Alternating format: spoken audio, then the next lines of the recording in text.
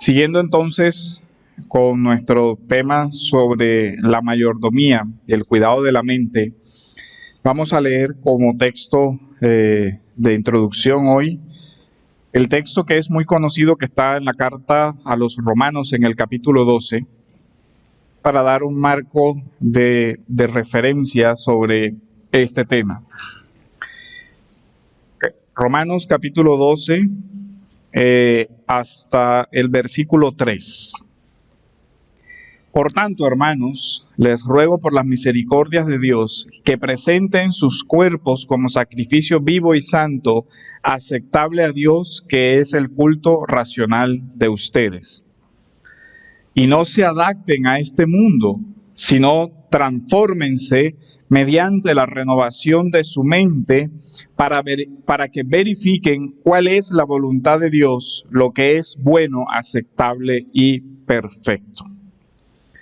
Vemos varios aspectos que desarrolla el texto. Uno, el cuerpo, la corporalidad del ser humano y cómo esta corporalidad no está desligada de nuestra mente, el culto racional y la necesidad de la renovación de la mente. Varios aspectos, el arrepentimiento del que habla la Escritura, del griego metanoia, es precisamente el sentido, renovar, cambiar de mente, ser transformados.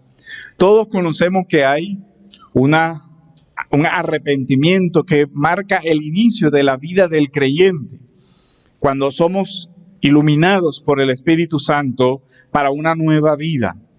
Pero la mente del creyente es además progresivamente renovada para ser conformada a la voluntad de Dios y a la mente del Señor Jesucristo.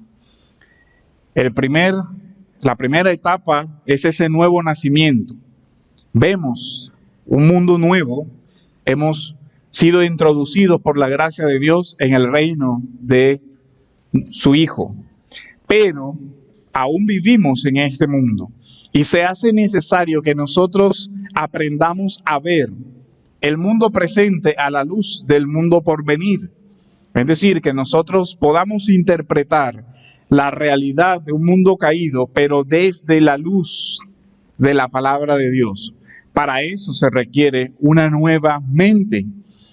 Ahora, ¿cuál es el obstáculo a eso? El texto describe: no se adapten a este mundo. Algunas traducciones dicen: no se conformen, no se ajusten al molde de este mundo. Y este mundo, evidentemente, que trata de formar o ha formado por mucho tiempo en nuestras vidas una forma de ver el mundo y de pensar. Todos nosotros traemos esquemas mentales que se formaron de acuerdo a los valores de este mundo. Cuando nacemos de nuevo, evidentemente el Señor nos da la iluminación de su Santo Espíritu, pero eso no quiere decir que todo enseguida en nuestra vida ha sido completamente santificado o que su obra se desarrolla en un segundo y ya. Nosotros podemos ver cómo progresivamente, con pasos lentos, hemos ido conformando nuestra mente y cómo el crecimiento en la fe, así como el crecimiento en la comprensión del Evangelio, se da de una manera progresiva. Algunas veces de una forma mucho más lenta que la que nosotros deseáramos. Y también sucede eso con nuestro carácter. Porque ahora, por la luz del Evangelio, podemos ver todos aquellos aspectos de nuestro carácter que no se conforman al Evangelio. Y se introduce un deseo legítimo de cambio. Pero no se produce ese cambio tan rápido como nosotros lo deseáramos. Y pasa un año de nuestra vida cristiana y seguimos viendo muchas cosas que todavía no nos gustan en nuestro carácter, en nuestra forma de ser y todo eso. Y pasan 2 y pasan 3. Y vamos superando cosas, pero van surgiendo otras malezas del corazón que precisamente surgen cuando vamos ganando una comprensión de la naturaleza humana, gracias a la luz del Evangelio. Aquí Pablo dice, no se amolden, no se adapten. Todos los seres humanos forman un conjunto de ideas que le dan el marco de referencia para su vida, para su práctica, lo que algunos llaman una cosmovisión. Todo el mundo, todas las sociedades forman un conjunto de cosas que le dan el marco de interpretación o los lentes con los cuales se examinan las cosas. Lo que el Evangelio dice es, el creyente no puede ajustarse o no puede permitir ajustarse a esa forma que el mundo tiene de interpretar la realidad. La pregunta es, ¿cuál es entonces la medida, la regla, la guía, la luz para ese cambio? Dice, no se adopten a este mundo, no se adapten, sino transfórmense mediante la renovación de su mente para que verifiquen cuál es la voluntad de Dios. Aquí nos lleva entonces a que nuestra mente debe ajustarse ¿a qué? A la voluntad de Dios para nuestra vida. De una forma integral, para la vida de la mente, pero también para la vida del cuerpo, porque también el cuerpo hace parte de la adoración a Dios. No es algo que se debe separar, no es que yo pueda pensar una cosa y con el cuerpo hacer otra cosa, sino que el pensamiento moldea las decisiones y moldea las acciones. Ahora, a lo que el texto nos llama no es una cosa sencilla. Cuando vamos al texto de la primera carta del apóstol Pablo a los Corintios, en el capítulo 10, versículos del 3 al 6, también refleja esta lucha, lo que implica el no adaptarse al mundo. Se describe como una batalla por modelos de pensamiento que debemos destruir. Pues, aunque andamos en la carne, se refiere a que vivimos en este cuerpo, que también debe ser ofrecido como adoración a Dios, no luchemos según la carne. Porque las armas de nuestra contienda no son carnales, sino poderosas en Dios para la destrucción de fortalezas. Pero ¿en qué campo se está dando esta batalla? Dice, destruyendo toda especulación, todo razonamiento altivo. Reina Valera sé que lo traduce diferente. Destruyendo todo pensamiento que se levanta contra Cristo. Miren esto, ¿por qué es necesario destruir esos razonamientos altivos contra Cristo? Pues porque el mundo ha trabajado durante muchos años en nuestra mente para conformarnos a esa forma de pensar. Ahora, ¿qué necesitamos? El mundo ha creado fortalezas en la mente de las personas. Digamos que vestigios de esas fortalezas han quedado en la mente de los creyentes. O sigue el diablo tratando de atacar la mente de los creyentes con toda clase de razonamientos y especulaciones contrarias a la palabra de Dios. De tal manera que tenemos varias situaciones. Uno, tenemos ese remanente de pecado, que también es un remanente en la forma como pensamos o la forma como reaccionamos a situaciones.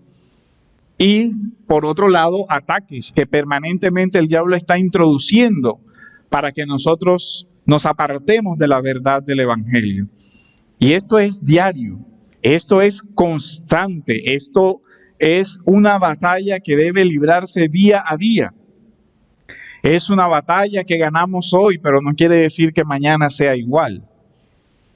Es realmente la batalla del creyente, de tal manera que solo podemos tener una esperanza, porque el texto dice, poniendo todo pensamiento en cautiverio a la obediencia de Cristo. y estando preparados para castigar toda desobediencia cuando la obediencia de ustedes sea completa. Andar es la primera parte del texto, andar. Ya hemos hablado, tiene que ver con toda la manera de vivir de una persona. Incluye su mente, pero también incluye sus emociones y también, obviamente, qué hacemos con la mayordomía de nuestro cuerpo. Un ejemplo de esto es lo que estamos viendo en la serie, cómo la sexualidad, la mayordomía del cuerpo es una lucha. Presentar nuestro cuerpo también para agradar al Señor y un uso de esa mayordomía del cuerpo que obedezca a Cristo y que no obedezca a las bajas pasiones que hay en el corazón del hombre. Hay fortalezas entonces que deben ser derribadas. ¿Cómo se formaron esas fortalezas? Sería la pregunta.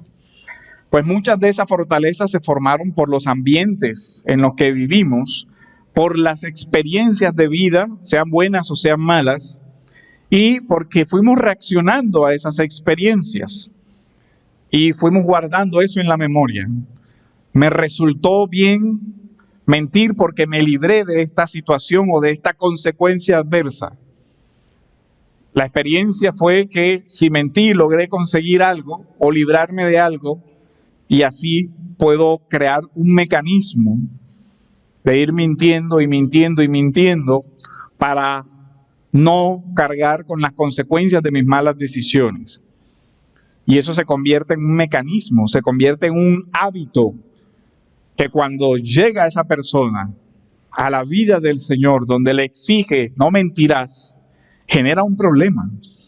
Genera la necesidad de reconstruir una vida llena de mentiras, de engaños y la crueldad de afrontar una realidad y de comenzar a decir la verdad.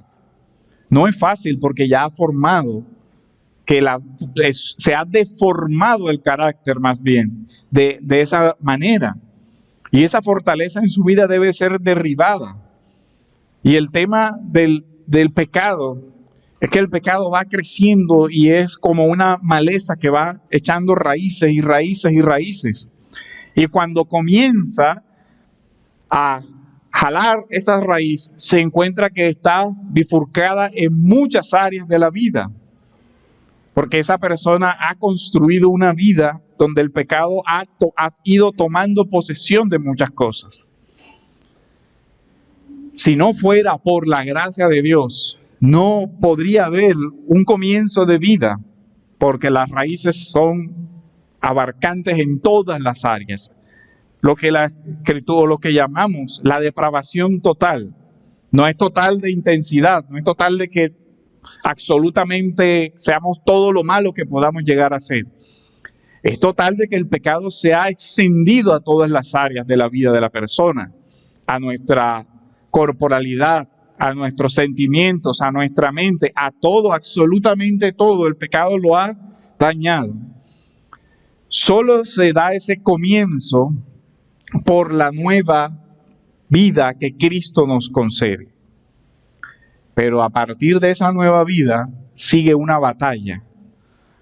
La batalla de la fe, la batalla por perseverar, la batalla por cambiar. De ahí la importancia de lo que hablábamos en el sermón anterior, discernir, ¿cierto?, los pecados. Y decíamos que el corazón humano es tan engañoso que caemos en esas autojustificaciones, que caemos en un engaño de nosotros mismos y somos tan complejos en nuestras reacciones y equivocaciones, nuestros errores. El espejo de la palabra es el único que puede limpiarnos. Ahora, hablábamos también en el sermón anterior sobre uno de los aspectos de las emociones relacionados con la forma en que pensamos que más está golpeando actualmente. Puede ser que sea un efecto de todo lo que hemos vivido en los últimos años, y es el tema del temor al futuro, que se ha convertido en una ansiedad terrible para el alma de muchas personas, que está desencadenando olas de suicidio o de depresiones severas en el alma de muchas personas, incluyendo en el corazón de muchos hermanos. Y ya hemos explicado que todos somos susceptibles a esta situación en cuanto vivimos en un mundo pecaminoso y nuestra carne está sujeta a la misma debilidad que cualquier otro ser humano en este mundo. El temor al futuro es algo que golpea a todo ser humano. Habíamos hablado en la primera parte del sermón sobre el origen de este temor, las caídas, ¿cierto? El hombre cae, tuve miedo, me escondí, sentí vergüenza de estar desnudo. Ahí comienza la tragedia del ser humano. Pero ¿cómo afrontamos esta situación? Un texto sobre el cual podemos comenzar a ver es el que está en la primera carta del apóstol Pedro, en el capítulo 5, versículos del 3 al 9. Quiero leerlo completo y después ir comentando sobre el particular.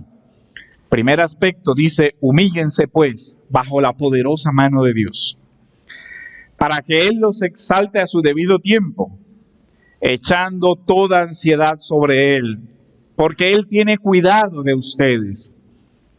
Sean de espíritu sobrio, estén alerta. Su adversario, el diablo, anda al acecho como león rugiente buscando a quien devorar. Pero resístanlo firmes en la fe, sabiendo que las mismas experiencias de sufrimiento se van cumpliendo en sus hermanos en todo el mundo. Anotaciones breves sobre este texto. Humíllense. Comienza con un llamado a humillarnos ¿bajo qué? Bajo la poderosa mano de Dios. Pero aquello que cuesta tanto al ser humano, por nuestra naturaleza pecaminosa, egocéntrica, narcisista, etcétera, como es la humildad, es precisamente la clave del descanso. La poderosa mano de Dios es la clave del descanso. ¿Por qué nos golpea tanto la ansiedad? Porque nosotros quisiéramos arrebatar de la poderosa mano de Dios las circunstancias de la vida. ¿Y a qué me refiero? Nosotros deseáramos controlar todos los factores de nuestra vida. Nosotros deseáramos poder controlar las situaciones adversas y hacemos el ejercicio en algo necio de comenzar a tratar de predecir el futuro de todas las adversidades. ¿Y qué pasa si mi hijo no se va a casar cuando tenga X? Bueno, ¿qué puedo hacer si para eso faltan 30, 40, 50 años? ¿Qué hago hoy? ¿Cómo controlo ese evento? ¿Y si escoge mal?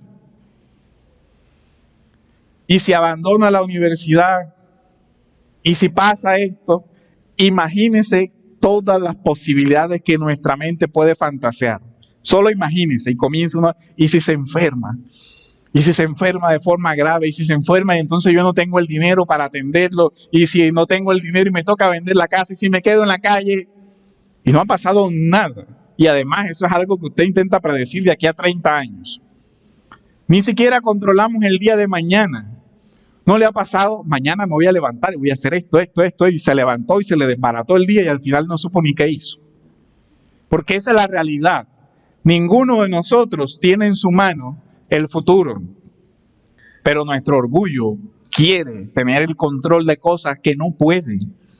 Y aquí radica mucho de la ansiedad. El deseo de controlar.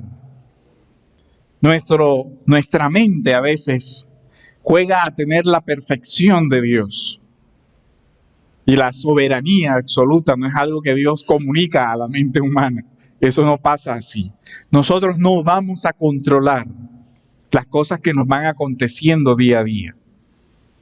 Creo que usted y yo nos hemos dado cuenta que mucho de aquello que pensamos que podría suceder nunca sucedió. Y mucho de aquello que nunca pensamos que podría suceder, sucedió. Entonces, pero sí hemos dañado nuestra mente y nuestro corazón cargándolo de ansiedad, de preocupación, de desvelo, de falta de sueño, que lastima el cuerpo pensando cosas que no están bajo nuestra mano. Y aquí viene la providencia de Dios. El creyente debe ver todas las cosas a la luz de esa providencia. Señor, descanso en que la vida de mi hijo o de mis seres queridos está en tu mano. Y tú lo puedes guardar cuando yo no estoy. Y tú lo puedes guardar todo el tiempo, porque tu mano siempre alcanza y guarda a su pueblo. Ahora, para que Él los exalte a su debido tiempo, todo tiene su tiempo debajo del sol, dice la sabiduría de Eclesiastés. Es un principio que muy poco tenemos en cuenta. Todas las cosas tienen su tiempo y además tienen su procedimiento. El árbol crece y da fruto en su tiempo, después que ha vivido los procesos que son necesarios para que eso suceda. Pero también otra de las causas de la ansiedad es que nosotros no queremos respetar los tiempos de los procesos, por aquello de que se ha vendido muy bien, incluso a veces dentro de las iglesias, ese inmediatismo que no reconoce que la vida tiene procesos y tiene etapas. Su mejor vida ahora. Sí, eso no pasa. Su mejor vida se construye con las decisiones diarias, disciplinadas, ordenadas, y por lo general eso no produce fruto ahora o enseguida, porque la vida no es igual que el microondas, pero a veces nos están vendiendo esa idea. Usted mete en el microondas 10 segundos y ¡boom! Listo, ya. Pero la vida no es así. Hay procesos que tardan 30, 40, 50 años para que veamos el fruto de algo. Pero el mundo nos ha acelerado tanto que uno tiende a pensar que si yo siembro hoy, mañana tengo que recoger. Y eso no es así. Nos duramos bastantes años creando malos hábitos en nuestras vidas. No van a ser cambiados de la noche a la mañana y sobre todo no van a ser cambiados sin una disciplina y un ejercicio de dominio propio. Porque si algo tiene la maleza es que parece crecer de forma espontánea, pero no se retira de la misma manera. No se retira de forma espontánea. Sobre todo, hay algo que nosotros debemos tener en cuenta para descansar en el Señor. Él tiene cuidado de todos nosotros. Su poderosa mano no es un poder lejano como el de la fuerza en Star Wars. No, es un poder cercano. Él tiene cuidado de cada uno de nosotros. El que conoce todas las estrellas por su nombre, también conoce tu nombre. Y eso es maravilloso. La providencia de Dios no es algo abstracto, sino que tiene un cuidado especial de aquellos a los que Él ha llamado por su nombre también. Ha llamado a su vida, a una vida nueva. Pero el texto también nos dice, debemos tener un espíritu sobrio ante las situaciones del mundo. Un espíritu de entender, de tranquilidad, de no estar buscando cosas y cosas. Sobre todo nos llama a entender que vivimos en una batalla. Estén alertas, dice el texto. Estén alertas. Nuestra mente, nuestro corazón no puede estar dormido. La razón, porque tenemos un adversario peligroso que no descansa. Dice el texto o lo desarrolla con la imagen de un león hambriento, rugiente, buscando su vida. Es un enemigo cruel. Es un enemigo que no experimenta ninguna culpa al devorar a nadie y no podría echársele la culpa, ¿verdad? Es su naturaleza o su mala naturaleza. La imagen es la de un animal que piensa en términos de su presa. No piensa en términos de cuidado, no piensa en términos de misericordia, él piensa en términos de destruir y devorar. Estén alertas, ¿por qué? Porque a él hay que resistir firmes en la fe. Ahora, ¿cómo resistimos firmes en la fe? Lo que hemos venido hablando de los medios que Dios nos da para resistir frente a esa batalla. Uno de esos medios es la comunión de los hermanos. Miren cómo lo representa, sabiendo que las mismas experiencias de sufrimiento se van cumpliendo en los hermanos en todo el mundo.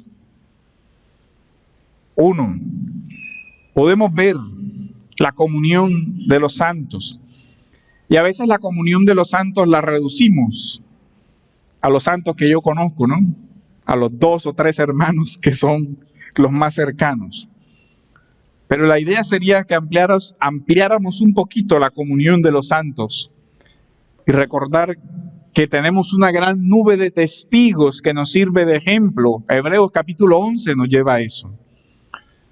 A la comunión con aquellos santos de la antigüedad y ver cómo ellos han resistido la prueba y ver cómo ellos han confiado en el Señor. Ver cómo el sufrimiento que muchos hermanos han tenido se convierte en un tesoro para la iglesia porque nos da ánimos. Así como Dios sostuvo a Moisés, sostuvo a José, sostuvo a Abraham, sostuvo a los hermanos a través de la historia. La gracia de Dios, la poderosa mano de Dios no se ha acortado. Al contrario, la poderosa mano de Dios, aquel Dios que no duerme, porque no tiene necesidad de ello, nos sostiene, aun cuando nosotros sí dormimos, porque nuestro cuerpo sí lo necesita. Echad la ansiedad sobre Él, en el orar, en entender que Dios controla todas las cosas, en esa providencia, aún en las providencias dolorosas, aún en las providencias oscuras. Es en esos momentos donde la mente se vuelve más susceptible a esos dardos de Satanás. Tú no sirves, hasta aquí llegaste, de aquí no te vas a levantar, de aquí no vas a salir, no vas a poder con esto, todos te abandonaron, nadie va a tenderte la mano, eres una persona desagradable, en fin, comienza la maquinación de Satanás. Eres algo que Dios no va a recibir de nuevo. Tu pecado te ha alejado definitivamente de Dios.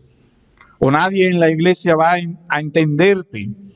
Nadie en la iglesia te va a volver a tender la mano. No te acerques a ellos, aléjate.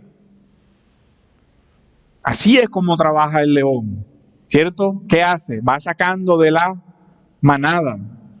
Te va alejando para que no tengas la protección de los hermanos. Aislada la presa es más fácil de devorar, porque no tendrá a nadie cercano que le pueda ayudar. Algo importante de la descripción que Pablo hace de la armadura romana, y creo que algo hemos visto en las películas sobre cómo se formaban, ¿cierto? La hilera de escudos no cubría solo al que portaba el escudo, sino que cubría a los que estaban a su costado. De tal manera que hemos visto las imágenes de las películas que cuando la formación se completaba, quedaba una muralla al frente y una muralla arriba. Quien sostenía, la formación estaba diseñada para aquel que era herido pudiera ser sacado sin ningún problema. Si había un soldado levantando su escudo sobre mi cabeza y yo caía, lo único que tenía que hacer era bajar el escudo y él quedaba al frente. El que quedaba herido iba siendo arrastrado hacia atrás y sacado de la batalla. Iba siendo guardado. Una de las cosas por las que Dios no perdonó a los pueblos cuando el pueblo de Israel iba saliendo es porque ellos atacaron los que estaban en la parte de atrás. Es decir, las mujeres, los niños, los heridos, los que no podían defenderse, no atacaron al ejército, atacaron a los débiles. Y la sentencia del Señor fue: esos pueblos serán borrados porque no tuvieron ninguna misericordia con los débiles. Así actúa Satanás. Va sacando del rebaño y aquel que queda débil, aquel que queda herido, mujeres, niños, son a los primeros que destruyen. Porque destruye también la moral del ejército. ¿Por quién pelea un soldado? ¿Dónde saca valor ese soldado? Los que están atrás son mi esposa, son mis hijos. Yo tengo que ser esforzado y valiente por ellos. Pero si mis hijos están muertos, ¿ya ve la guerra psicológica que eso significa? ¿Qué razón tengo yo para luchar? ¿Qué razón tengo yo para ser valiente si aquello que era lo que me motivaba ya no existe? Si logra el enemigo destruir la esperanza del alma, entonces ha ganado un gran terreno. Ha ganado un gran terreno porque el hombre no solo vive de las cosas materiales, no solo de pan vive el hombre, y lo vemos. Pero tu país está destruido, pero mi esposa está viva. No me importan las posesiones materiales. Hay alguien a quien tengo que cuidar. Hay alguien a quien tengo que proteger. El sentido de la vida se convierte en una fortaleza. Ahora, ¿dónde está el sentido de la vida del creyente? Es la pregunta. ¿En este mundo o en el mundo venidero? Tengo por cierto que las aflicciones del tiempo presente no son comparables con la gloria venidera que ha de manifestarse. Dice Pablo, ¿tengo yo presente eso? Si el sentido de mi vida son las cosas temporales, no tengo una firme ancla del alma, porque esas cosas pueden desaparecer de una forma casi que instantánea. Los que hoy están viviendo, por ejemplo, en la guerra en Ucrania, no pensaron que su país iba a desaparecer casi del mapa en un día. Su vida cambió de un momento a otro. Y si tu esperanza es solo lo que hoy atesoras aquí en el mundo, no tienes una firme ancla del alma. Pero si tu esperanza es aquello que el Señor ha prometido, guardar para ti ese tesoro en los cielos, sin duda que tendremos esperanza aun cuando las cosas terrenales no vayan como hemos pensado. Porque a pesar de eso nosotros podemos confiar en la providencia y en el amor de Dios. El texto nos llama a estar alertas. La vida de nuestra mente, nuestras emociones deben ser vigiladas y deben ser guardadas. Debemos ejercitar nuestro discernimiento y hacer ejercicios de autoexamen. El creyente sabe que hay una realidad sobrenatural. Nuestro adversario, el diablo. De tal manera que nosotros debemos tener cuidado, apoyarnos, resístanlo.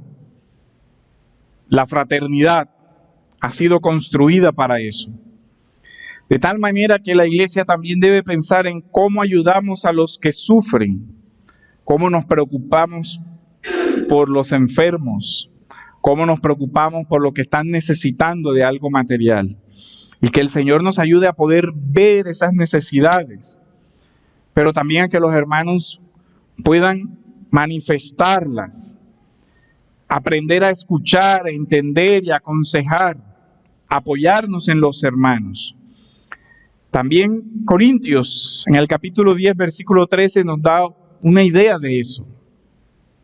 No les ha sobrevenido ninguna tentación que no sea común a los hombres. No hemos experimentado algo que algún ser humano antes no haya experimentado. Y por lo general no hemos experimentado algo en nuestra vida creyente que otro hermano no ha experimentado.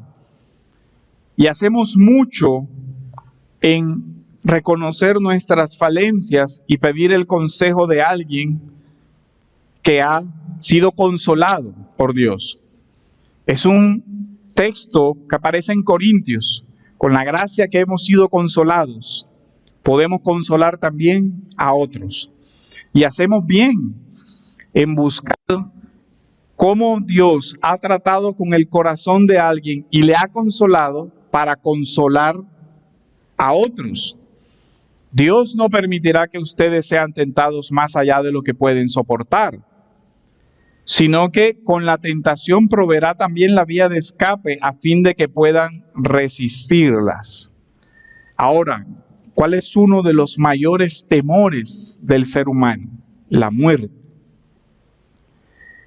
Hebreos, así que, por cuanto los hijos participan de carne y sangre, Jesús también participó de lo mismo, para anular mediante la muerte el poder de aquel que tenía el poder de la muerte, es decir, al diablo, y librar a los que por el temor a la muerte estaban sujetos a esclavitud durante toda su vida. El temor, el peligro. Ahora, lo complejo del temor, y lo que veíamos en el sermón anterior, es que el temor puede llegar a ser por un peligro real, pero también puede llegar a ser, ¿por qué? Por reacciones inadecuadas de nuestra mente. De ahí que necesitamos. ¿Cómo podemos llegar a ser restaurados cuando hemos perdido ese control, ese dominio de nuestra mente? ¿Cómo podemos volver al sano juicio, a retomar nuestra mente? Esto sin duda requiere una batalla, como ya lo hemos visto. La segunda carta de Timoteo, en el capítulo 2, versículo 1, dice: tú pues, hijo mío, fortalécete en la gracia que hay en Cristo Jesús. ¿Dónde obtenemos fortaleza? En la gracia de Dios.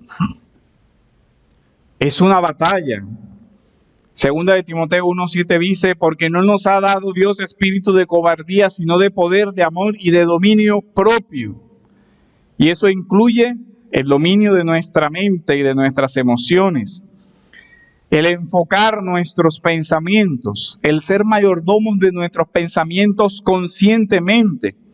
El texto que leía en la escuela de Filipenses: por lo demás, hermanos, todo lo que es verdadero, todo lo digno, todo lo justo, todo lo puro, todo lo amable, todo lo honorable, si hay alguna virtud o algo que merece elogio, en esto pensad. Enfocar la mente. No dejar que la mente sea vaga, dispersa, pasiva. Cuando vienen esos pensamientos, debemos llevarlos cautivos a la obediencia a Cristo, reemplazarlos por las promesas y por las verdades del Evangelio, lo que hemos aprendido. La verdad es el principio de la realidad. Mantener la mente alerta, dirigida, meditar, aprendiendo la verdad de la palabra de Cristo y de su Evangelio, conservando lo que hemos recibido, practicando lo que hemos aprendido. La paz viene entonces de enfocar la mente mediante la meditación en la verdad, en su palabra, para que la palabra de Dios vaya renovando la mente, enfocarnos en aquello. Isaías 26:3 dice: al de firme propósito guardarás en perfecta paz, porque en ti confía. Firme propósito, guardados en perfecta paz. Y el Señor dijo: la paz les dejo, mi paz les doy. No se la doy como el mundo la da. No se turbe su corazón ni tenga miedo. Los salmos también nos dicen: el Señor es mi fuerza y mi escudo. En Él confía mi corazón y yo soy socorrido. Por tanto, en mi corazón se regocija y le daré gracias con cánticos. Salmo 28:7. Para el creyente, entonces, ¿qué podemos concluir o qué responsabilidades pesan? Debemos cultivar nuestra mente. Debemos procurar conscientemente trabajar nuestra mente para renovarnos. Y en este punto las disciplinas espirituales son esenciales. Hay esperanza en Dios. de que nos ayude a retomar el dominio de nuestra mente y a luchar contra esos temores paralizantes. Hay cura y esa cura está en Cristo. Para el no creyente necesitas una mente nueva y el significado de esto es arrepentimiento. Volverte al Evangelio para que Dios cambie tu corazón y te dé una nueva vida en Cristo Jesús. De tal manera que el llamado es ese: arrepentíos, convertíos, porque el Señor está cerca. Amén.